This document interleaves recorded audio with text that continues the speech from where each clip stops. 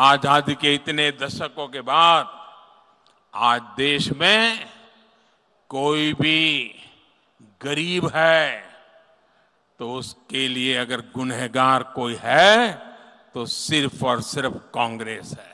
50 साल पहले गरीबी हटाओ का नारा दिया था। मैं पत्रकारों से पूछता हूं, जरा कांग्रेस वालों को पूछो तो 50 साल पहले नारा दिया था, वो नारा पूरा नहीं कर पाए, नए वादे करके कहां से लोगों को मूर्ख बनाते हो। ये पुण्य मोदी को नहीं, ये पुण्य आपको मिला है क्योंकि आपने मोदी को वोट दे करके सेवा करने का मौका दिया है।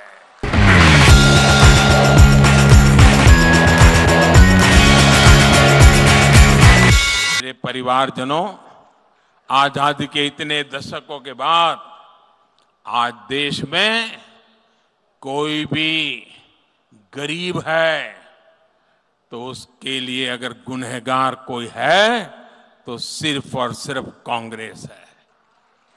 आज यदि छत्तीसगढ़ से मेरे युवा साथी पलायन करने को मजबूर है तो इसकी गुनहगार सिर्फ और सिर्फ कांग्रेस है। आज यदि छत्तीसगढ़ का किसान परेशान है तो उसकी गुनहगार कांग्रेस है। आज यदि छत्तीसगढ़ में डॉक्टरों की कमी है और मरीज परेशान है तो उसकी गुनहगार कांग्रेस है। आजादी के इतने साल बाद भी मेरे आदिवासी भाई बहनों की बदहाली की गुनहगार ये कांग्रेस है।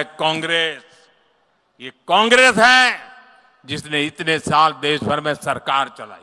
5-5 दशक तक पंचायत से लेकर पार्लियामेंट तक उन्हीं का झंडा फहरता था। 50 साल पहले गरीबी हटाओ का नारा दिया था। मैं पत्रकारों से पूछता हूं, जरा कांग्रेस वालों को पूछो तो 50 साल पहले नारा दिया था, वो नारा पूरा नहीं कर पाए, नए वादे करके कहां से लोगों को मूर्ख बनाते हो। पूछो जरा उनको। बरसों तक कांग्रेस बड़े बहुमत के साथ सत्ता में रही। गरीबी हटाओ नारे के दशकों बाद भी देश के दलित, ओबीसी और आदिवासी गरीब रहे।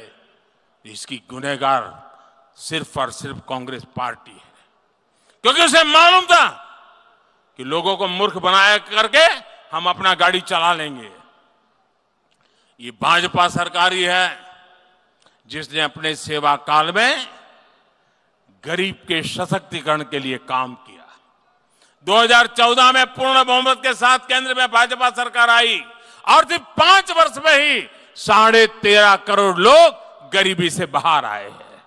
मुझे भाइयों बहनों बताइए, इतना बड़ा पवित्र काम किया, कोरोना के इतने कठिन समय में गरीब के घर का चूल्हा बुझने नहीं दिया, किसी मां को, बच्चे को भूखे सुलाने नहीं देना पड़ा। मुझे बताइए, उस मां के आशीर्वाद मिले हैं कि नहीं मिले हैं? आशीर्वाद मिले हैं कि नहीं मिले हैं? ये पुण्य मोदी को नहीं, ये पुण्य आपको मिला है क्योंकि आपने मोदी को वोट दे करके सेवा करने का मौका दिया है। साथियों, कांग्रेस ने गरीब को झुग्गी झोपड़ी फुटपाथ पर जीने के लिए मजबूर कर दिया। अनेक पीढ़ियों को कच्चे मकानों में जीवन गुजारना पड़ा। इसमें भी सबसे अधिक दलित परिवार है, ओबीसी परिवार है, आदिवासी परिवार है। कांग्रेस सरकार ने यहां में गरीबों के घर तेजी से नहीं बनाने दिए, लेकिन मोदी की गारंटी है हर गरीब के सर पर पक्की छत होगी। मेरा आपसे भी कहना है, आपके अड़ोस पड़ोस में, गांव में ऐसे जो भी परिवार है जिनके घर अभी नहीं बने हैं, कह देना मोदी की गारंटी है उनका भी घर पक्का बन के रहेगा। मेरी तरफ से कह देंगे, मेरी बात पहुंचा देंगे। जो गरीब है, जो झुग्गी झोपड़ी में रहता है, जो कच्चे घर में रहता है, उसको बताएंगे कि मोदी पक्का घर बनाने का वादा करके गया है। मुझ में ये हिम्मत है कहने की, क्यों? मैं करना चाहता हूं। और अगर यहां बीजेपी की सरकार होती ना 5 साल, तो ये काम भी पूरा हो गया होता। ये ऐसे लोग बैठे हैं कि वो करने नहीं देते थे। साथियों, दिल्ली से स्वास्थ्य सुविधाओं के लिए भाजपा सरकार बहुत मदद दे रही है, लेकिन यहां की कांग्रेस सरकार को आपके आरोग्य की जरा भी चिंता ही नहीं है।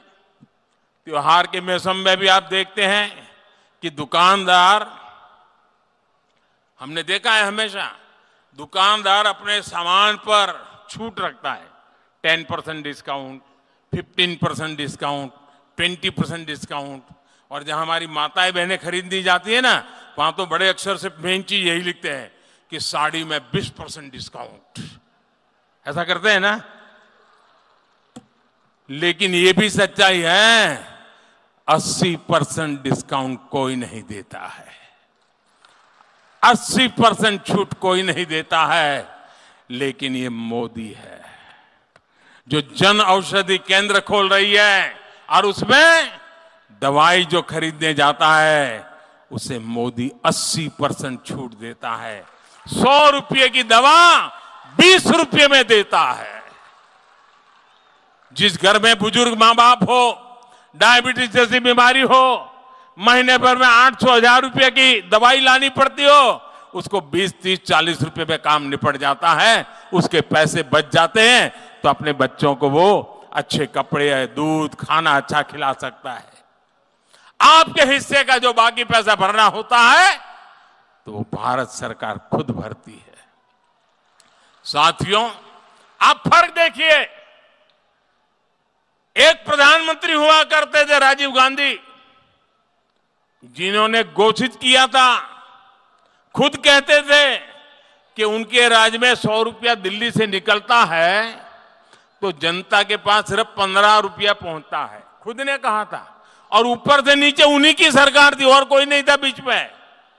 100 रुपया निकलता है, 15 पहुंचता था। आज मोदी की सरकार है, 100 रुपये में दवाई खरीदती है और आपको उस दवाई के मात्र 20 रुपये देने पड़ते हैं। बाकी 80 रुपये की व्यवस्था मोदी सरकार करती है और वो 80 रुपये आपकी जेब में बच जाते हैं।